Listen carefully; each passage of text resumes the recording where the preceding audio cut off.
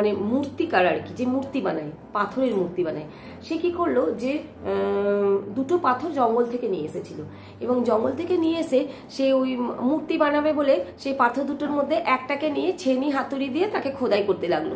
এবং যখন সে খোদাই করতে গেল তখন দেখলো কি যে পাথর থেকে একটা আওয়াজ আসছিল এবং সেখানে বলছে যে তুমি আমাকে এত জোরে জোরে মানে পিটাচ্ছ বা খোদাই করছো, আমার ভীষণ কষ্ট হচ্ছে, আমার ভীষণ লাগছে, তো আমার খুব ব্যথা পাচ্ছি আমি। তো বলছে ঠিক আছে। তখন ও পাথরটাকে সরিয়ে রেখে দ্বিতীয় পাথরটা নিল এবং পাথরটাতে ও খোদাই করতে যাওয়ার আগেই মুহূর্তেই না ও তাকে মানে বলে উঠলো যে আচ্ছা তোমাকে আমি খোদাই করে কি একটা মূর্তি বানাতে পারি? তো তখন ওই পাথর থেকে আওয়াজ এলো যে হ্যাঁ হ্যাঁ নিশ্চয়ই পারো। তো এবার ও খোদাই করে এমন সুন্দর একটা মূর্তি বানালো যেটা ভগবানের সুন্দর মূর্তি তৈরি হলো। এবার এই মূর্তিটাকে ও কি করলো, নিয়ে গিয়ে পাশেই একটা ছোটখাটো মন্দির ছিল, সেই মন্দিরের একটা বেদিতে বসিয়ে দিয়েছিল। তো তারপরে এবং আর তার সঙ্গে সঙ্গে যে পাথরটা ছিল এক্সট্রা পাথরটা, প্রথম পাথরটা, সেটাকে নিয়ে গিয়ে ওই মানে ঠাকুরের সামনে রেখে দিয়েছিল।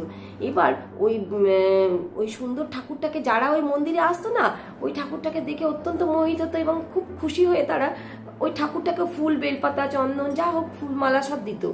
এবং ওরা কি করতো যে ওই সামনের পাথরটাতে ওরা একটা করে নারকোল ফাটিয়ে ওই ফুল, বেলপাতা আর ওই নারকোলটা ওই ঠাকুরকে দিয়ে যেত।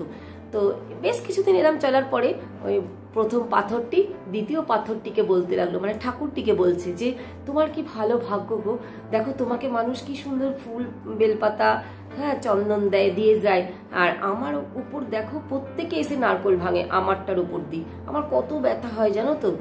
তো এই কথা শুনে প্রথম মূর্তিটি মানে ওই পাথরটি আর কি, যিনি ভগবানের মূর্তি যে পাথরটি, উনি বললেন যে এইটাই তো তোমার আগে বোঝা উচিত ছিল, তোমাকেই তো প্রথম মূর্তি বানাবে বলে নিয়েছিল। আজকে যদি তুমি এই যে তোমার ফয়সালা এইটা যদি তুমি তখন করতে, হ্যাঁ যে আমি কিছু মানে না বলতে, আজকে তুমি আমার জায়গায় হতে, আমি তোমার জায়গায়।